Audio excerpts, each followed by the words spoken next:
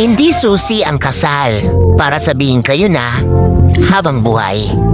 Dahil ang totoo niyan, kahit batas, walang magagawa kung hindi talaga sila tinadhana sa isa't isa. Ang kasal ay hindi pang habang buhay na katunayan para maangkin ang isang nilalang.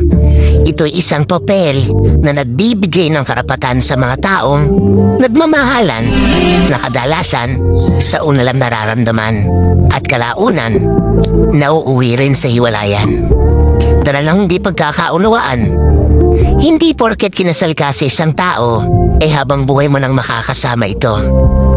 Dahil kung minsan, isa lang pala siya sa magiging daan para makilala niya ang talagang taong nakatadhana para sa kanya.